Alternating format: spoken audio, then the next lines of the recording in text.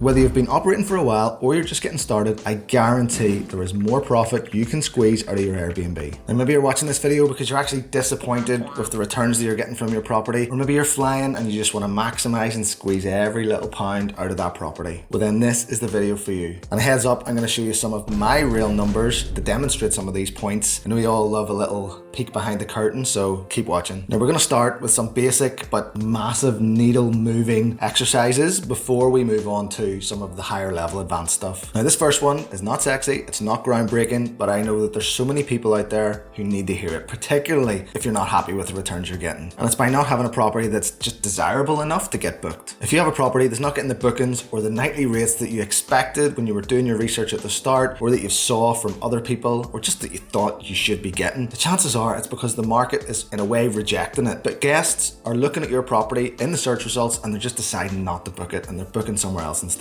So the number one thing you can do to increase those bookings, to increase that click-through rate, is to improve the property. Now I know you might not want to hear that. You might think, look, it's fine. Look at all the other properties in the area. They are nothing special either, but you're trying to compete against them. You need to have a property that is miles ahead, better in terms of design and finish, and just it looks amazing compared to those. There's only so many bookings to go around, and you want to make sure that your place is sucking them all in. Now I bet if you look in your area on Airbnb, or even better on AirDNA, you'll be able to find properties similar to yours in the same building, same street, but one of them will be doing better, and that's because that one will be more desirable. Now whether that's yours, hopefully it is, happy days. But if it's not, if there's some other property that's doing better in your building or in your street, I bet it looks better. Now the next one ties in with the first one, and if you're a regular to this channel, you'll know that I absolutely hate people taking photos of their amazing property that they've spent so much money on their phone. Taking photos on your phone subtly conveys to guests that this is a fly-by-night host. They're not professional, they don't do things the right way. They're probably thinking, when I get there, everything else is going to be probably a bit crap anyway. They're just going to scroll on by and book someone else. And likewise, the opposite is true. Paying for professional photos showcases your property in its best light. It turns up the dials, it amplifies everything, and it's going to drive so many more bookings at higher rates into your property. Now check out this stat. Properties with professional photos can generate over 20% higher revenues compared to those who are taken on their crap phone. It's an absolute no-brainer and a way to absolutely turbocharge your bookings and your revenue. Now if you're new here, what's the crack? My name's Dave and I run a property management company here in Belfast that welcomes over 18,000 guests per year,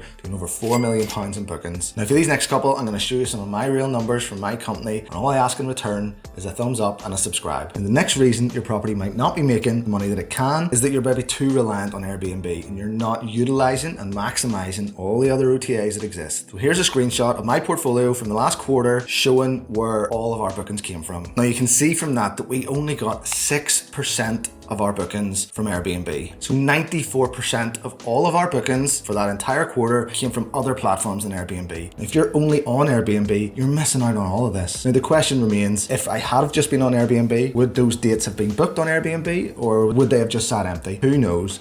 Nobody. I am guessing that because of the competition on Airbnb, it's such a flooded marketplace that we would have had far fewer bookings. And even to get them, we would have had to lower those rates even lower. And you can also see by far and away, our biggest driver of bookings was booking.com. I always talk about this. It's the biggest site. There are just millions of people who don't use Airbnb. They want to book a hotel, but if they're searching for dates and your property shows up for those dates beside hotels, there's just far better opportunities on that platform. And the next reason that you're missing out on so much potential extra income is that you may be relying too heavily on those OTAs. So even if you're on Booking.com and Expedia, Verbo and all the rest, you could be relying too heavily on them and not focusing enough on getting direct bookings. Direct bookings in our industry are absolute gold. I struck gold. They cut out 15% commission to the booking sites and put that straight back in our pocket. And you can see here from this chart that we had 20% of our bookings come through the phone and email, and another 2 land right in from our booking engine on our website. Now that 22% adds up to over £350,000, but we're not paying any commission on. Whereas the rest, like that £858,000 from Booking.com, 15% just cut right off the top. Now that stings. Now these booking sites have their place. We will never be able to beat them. We will never be able to get to 100%, but it's up to us to try and wrestle back control from them and get as many of those bookings booking directly with us as opposed to them. And the next reason I see is about properties not maximizing their occupancy and getting as many people in there as they can. Now I'm not talking about monthly occupancy, I'm talking about at what size groups does your property accommodate. If you have a 1-bedroom property, you're going to be getting it tight, competing against every B&B, guest house, hotel, as well as every other apartment. But if you squeeze a sofa bed in the living room, automatically your occupancy jumps up to 4. Nearly a 2 there. 4. Likewise, if you have a 2-bedroom property, a sofa bed brings you up to 6. You get the idea. But it's not just about getting bigger groups in there. You obviously charge people higher nightly rates to stay. Now, a 2-bedroom apartment with a sofa bed, so sleep 6, is not going to be able to charge the same as a 3-bedroom property where everyone gets a nice bed. But it's still an uplift on what you were charging if you're only accommodating 4 people. I would say for the use of a sofa bed, it's probably an extra 20 quid per night. But the key is here, it's not just an extra £20. Your property is still going to get booked at a higher nightly rate because you're competing with other properties that sleep 6. You're not having to lower it to compete with the other properties that only sleep 4. Okay, next up, and it's not maximizing your rates to get the highest possible rate you can get in periods of high demand. Now, I would say after your photos and the property itself, rate pricing software is probably the biggest and best investment you can make in this business. I always recommend Price Labs. Since we started using them, we've seen our revenue grow by probably around 30%. It's insane. Now, the key thing here is if you're managing your rates yourself, you might have an upper limit of what you think your property is worth per night. Say that's £300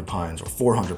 But the chances of you ever going to that and actually getting it are slim. Yeah, it might happen in like the busiest time of the year, but it might not happen in many other times, and then your property will be empty. Likewise, the busiest time of the year, 400 quid might be an absolute bargain, and it could have went to 600 quid. You just don't know. But a rate pricing software does. It's an algorithm that looks at everything that's available in the market. It sees what places are booking for, and it adjusts your rates to sometimes insane numbers. Look at this. This is a spreadsheet pulled from our bookings over that same quarter that I showed you before, so that I can demonstrate what the crazy nightly rates are the Price Labs can work to. The top one, a 3-night booking at £930 per night. I would never in my wildest dreams have manually done that, but the algorithm knows what people are willing to pay. Multiple nightly rates over 600 quid, like tons of nightly rates over 500 quid, and the same over 400 quid. The power of this algorithm cannot be overstated. If you're not using it, you are seriously missing out on huge revenue potential. And it's like I always say, as hosts, we're very quick to see the gaps and try and fill the gaps by lowering our rates, but we all miss out on the chance when the booking has come in, we don't realize what that booking actually could have sold for. It could have been double the price. The guests have booked it, they've sent it around in their WhatsApp group going, I can't believe we got this for this cheap price. Now, tied in with this, but at the other end of the spectrum is, again, it's if you're not using a pricing software, it's by not lowering your rates in periods of low demand gradually enough to still get bookings at a competitive rate. Now, it's very easy to see a 2-night gap next week and think, oh shit, I need to reduce that and just slash the price to try and get that booking in. But really what you should have been doing is lowering that price very gradually in the months beforehand to still stay competitive when demand was still there, and not just be far too high until a week before the dates and then have to slash the price to be the absolute cheapest. You will have missed the competitive advantage of having an accurate competitive price months in the future, and it could be the difference between selling a place at £300 a night or at £90 a night. Next up, a big mistake I see people making is just not having enough rate pricing strategies in general. In this book, one of my 5 P's is promotion, and within that, I talk in depth about all the different rate pricing strategies that you need to have. It's not just about weekday and weekend or high season and low season. There's so much more nuance in your rates that you need to be implementing to just be so appealing to so many different people at different times of the year, different group sizes, that works in your favor. Now, one of the key ones is offering a reduced nightly rate to encourage people to stay longer. Now, that doesn't mean that someone who's searching for 2 nights is going to think, oh, if I stay for 7 nights, I'm going to get a cheaper rate. It obviously doesn't work like that. But what it does do is encourage bookings from the people who are searching for 7 nights or longer. If they see a rate, when they search for 7 nights, which is just your base rate times 7, it's going to be way out of their budget. But if you can offer a discounted rate for those longer searches and those longer stays,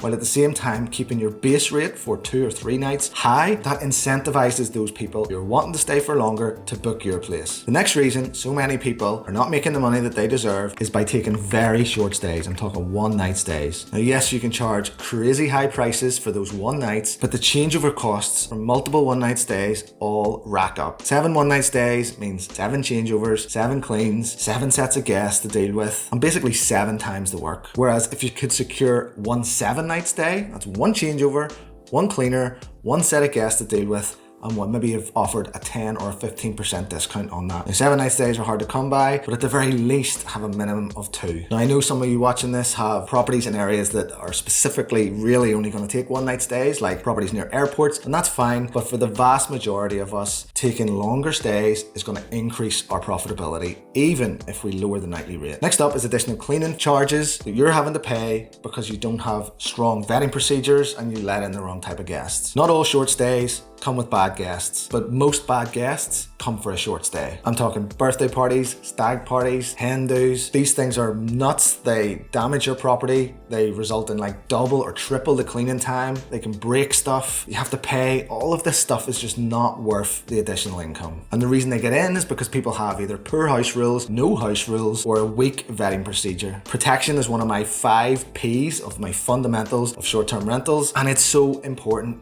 that you vet your guests. You stop them at source. If your spidey sense starts tingling that these are bad or these are coming for a party, do not let them in. It's just not worth it. Next up, and another reason I see hosts leaving serious money on the table, is because they don't have referral schemes or commission schemes set up with other tour operators or experiences in the area. Here's the commissions that we've earned in just a few days from a sightseeing tour company here in Belfast. We have a link that we just include in our automated emails, which the guests then go and make the booking. It's completely passive. We don't have to do anything to try and sell them on these tickets. They're gonna do the stuff anyway. We just put it in the email and they make the booking themselves, and the money just lands in the account. Now think yourself about what tours, what attractions are near you that people would be willing to pay you to direct your guests to them. Us as hosts have a lot of power with our guests. They want to hear a local recommendation from you about what are the best places to go and the best things to do. You could be having hundreds or thousands of people come through your door every year, and for a tour company, that's very valuable. They want your guests to come and spend their money with them. So there are deals to be done, whether that's with attractions, tour guides, restaurants, cafes. There's money there to be made. We're all in this together in this hospitality game. We should be helping each other out. But aside to that, only send guests to places that are actually going to be good. You don't want to be telling them somewhere that's crap just because the person's going to give you money. Make sure it's good, because whatever they experience there is going to be included in the review for your property. Next up is there's serious money or rewards or savings to be made by using a rewards card like the Amex one or this Capital on Tap one. Now in this business, we've all got expenses, whether it's buying toilet roll or other toiletries, whether it's paying our commissions,